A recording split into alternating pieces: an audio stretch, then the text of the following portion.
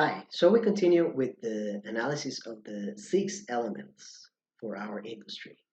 Remember that for each element, we're going to identify whether the bargaining power is high or low, and depending on that, we're going to know if it impacts profit positively or negatively. Let's look at each of the forces. We're going to start with industry competitors, the rivalry. This one is in the center.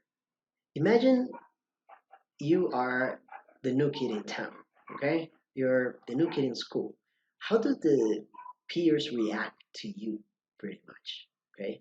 In some close-knit community in which rivalry would be high, you would be frowned upon, okay?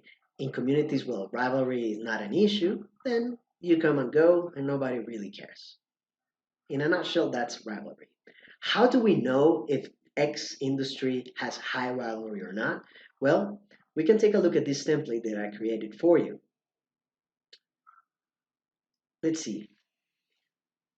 These questions will guide you to understand whether rivalry is high or low. Is the industry growing rapidly?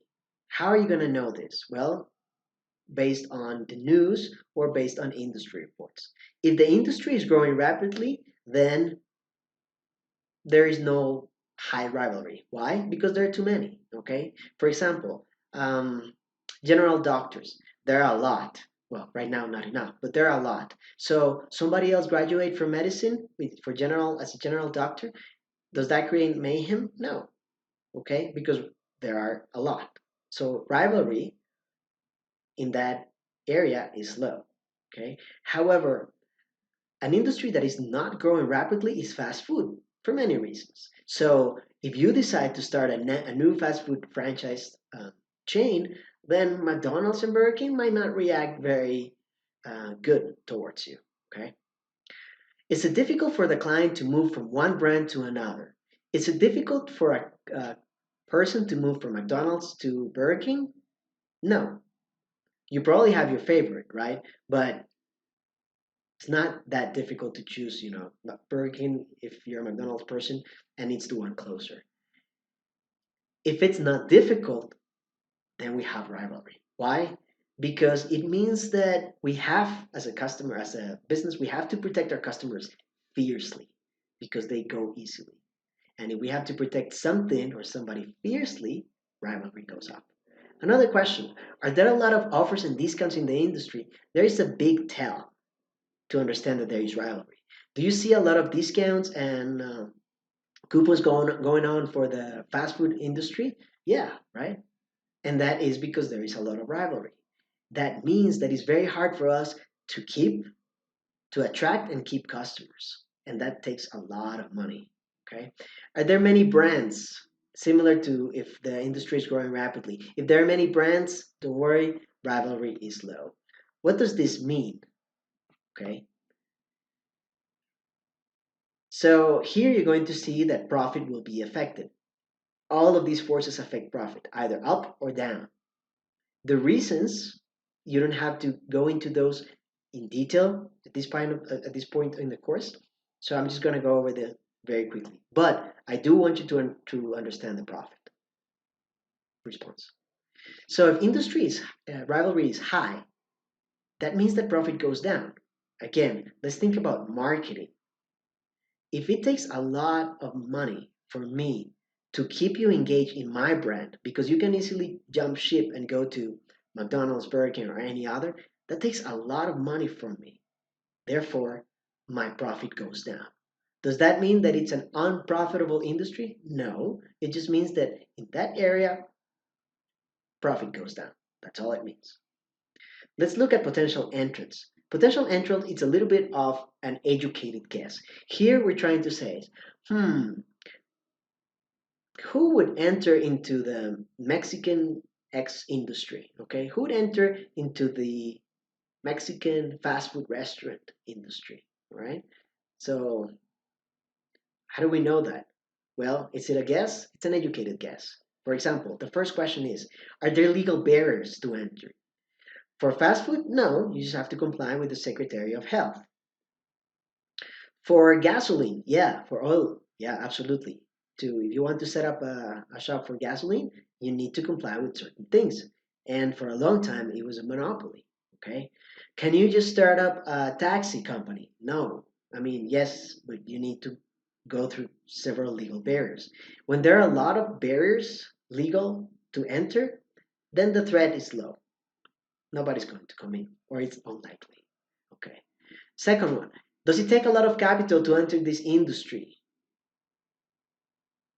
Does it take a lot of money because of the factory that you have to set up, because of the intellectual property, because of the ingredients to create I don't know what?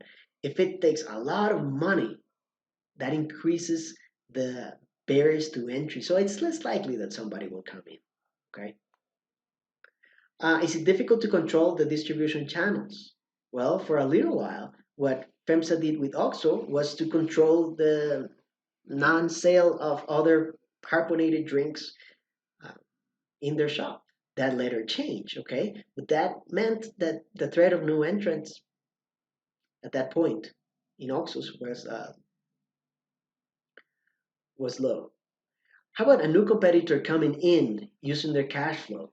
Well, how likely is for somebody in the States, let's say, let's talk about the movie industry, about the movie theater. How likely is for Cineplex from Canada or the States to come into Mexico? Is it likely? Yeah. How do I know? Well, you have to keep an eye on international news. What are they doing? Are they planning on international expansion? Companies are usually very open about that. And finally, how well established are the brands in the industry? If they're very well established, then the threat of new entrants is low. At the end, what do you do with this? You add up, and if you had more greens, means that the threat is low. If you have more reds, means that the threat is high. Let's think about potential entrants in the fast food industry. Let's say we have Shake Shack, right? That recently entered. We also have, what about In and Out? It's a good, it's reasonable that they would be interested in Mexico, even though they're currently only in California. Okay, so if potential entrants, if the threat is high, that means that profitability lowers. How come? Well, because if I know, okay, if I'm McDonald's and I know that in the next year, Shake Shack, which they did, is going to enter In and Out, and I don't know, some Colombian fast food place is going to come in. I know that. Then me, as McDonald's, Birkin, whomever, I need to be aware.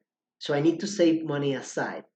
Saving money aside reduces my profit because I have to be prepared to launch a very good marketing campaign, to make discounts, cuts in prices, to attract more people. Okay, that takes money. Therefore, the profit is reduced. Let's take a look at another force before we cut for the third part of the video. Let's look at suppliers, okay? Here we have to assess the how important are suppliers in the industry, okay? So, for example, are the suppliers stronger and more profitable than your business, okay? Let's think that um, we're in a restaurant business also, not necessarily fast food, but in a restaurant business. Who are some of my most powerful suppliers? It could be Bimbo, it could be FEMSA, it could be Pepsi. Okay. Now those are very strong players, and they're very strong players means that they can put pressure on me and say, Chris, starting next month, I'll have to increase the price by 10%. What are you gonna do? Can I switch from Coke to Pepsi? Yeah, maybe. It's something to consider. Is that going to impact the willingness to pay that my customers have for my product? For some, yeah, okay. If Bimbo says, I'm going to increase the price, Can I switch from Bimbo to another brand and nothing happens? You will never know what hamburger bun you're eating. I don't know. But if you do, if it's crucial, that means that they have power over me. Can we switch from one supplier to another? Let's say that we have a supplier of flour, okay? And flour A becomes very expensive, so we switch to flour B. No problem.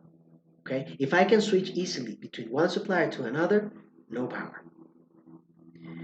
Is it possible for that supplier to become my competition? Okay?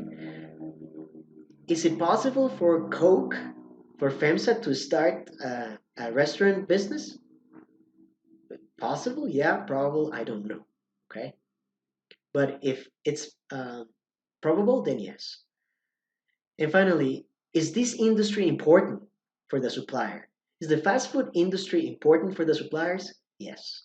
Okay. And again, if we have greens, it means that they have no power, so profit is up. If they have power, means we have a lot of reds, that means that profit goes down. Let's see. What happens in the case that we have some suppliers that have a lot of power over us and a lot of suppliers that don't? In the case of computer industry, suppliers with a lot of power are Microsoft and Intel, for example, and then a lot of other parts that are not that powerful, a lot of suppliers. What do I do then? We go as if everybody had power. In strategy, we are very cautious, okay? So in this case that we're talking about fast food industry, for example, there are suppliers with a lot of power. For example, certain ketchup names, Coke, Pepsi, they have a lot of power. So most likely profit will go down. Why is that? Why do profit goes down if suppliers have power?